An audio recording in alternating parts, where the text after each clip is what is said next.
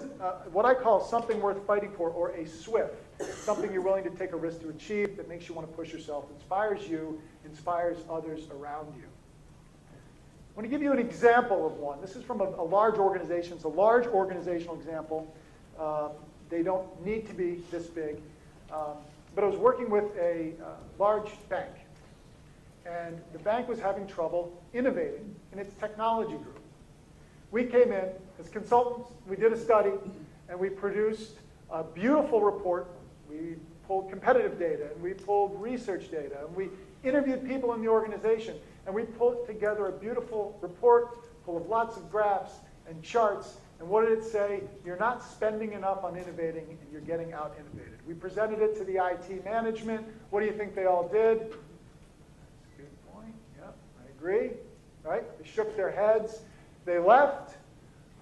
I was sitting with the CIO of the bank, the chief information officer, the next week, and she said, I don't think this is going to make a difference. I don't think they're going to change anything from this. Here's the problem. They all already have a story as to why that data didn't quite factor into the thing that they were doing, and it wasn't really, and they actually had but it shouldn't, and by the way, I don't think we need to change in my division. They were all already crafting these stories.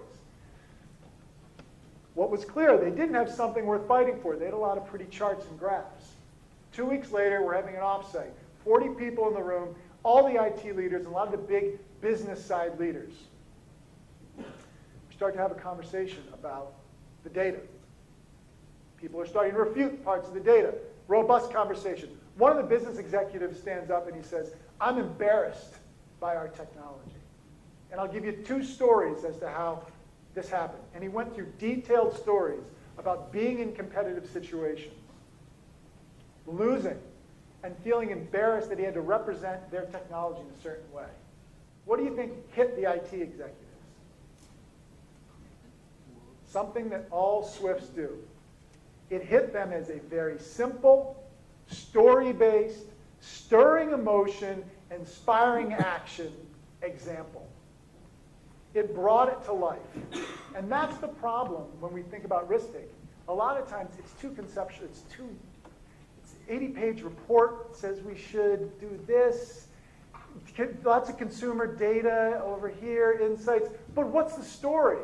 What is interesting and exciting? Making sure you have that is really important. So for you, a SWFF might be something that frustrates you, that you want to change for the better. It might be something that has significant meaning to you, that you want to take time and energy to explore further. Right? Maybe something that excites you. You want to try to bring to life. I think Neil made a great point of this. Don't just take a piece of data and say we should innovate or do R&D off of that. Build the story in your mind as to why it's important. Tap into your experience. How can you engage and enroll others?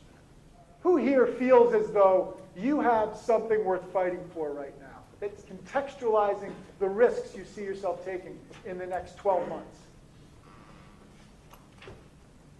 Great. So I'd say it's a good 65% of the room has that. So you're off to a very good start. In fact, if you don't have something worth fighting for, there's lots of ways to find it. I'm going to give you one really quick example that I've used with clients, and you can take away and use. Imagine it's 10 years from today. Right? I want you to look back at the last 10 years of your career and think about what you might be regretting. What chance did you take? What thing did you do that you've been thinking about right now, but you could see maybe because you know your own tendencies, you might not move forward, right? And write in past tense language, like it already happened. Almost like saying to yourself, if I had only blah, blah, blah, I would have this. So you want to project yourself out into the future and write that story like it already happened. I'll give you 4 examples. I've done this with clients.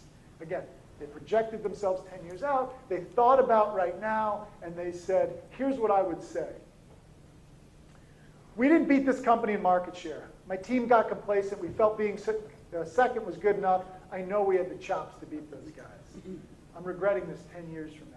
They're seeing the seeds of this might happen already, right?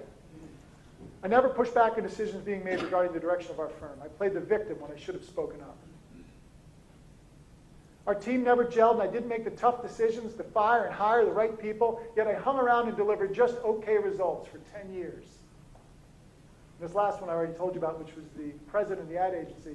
I got complacent and stopped giving a blank about being great. 10 years from now, looking back, here's the seeds of our regrets are always amongst us right now. Can you tap into them?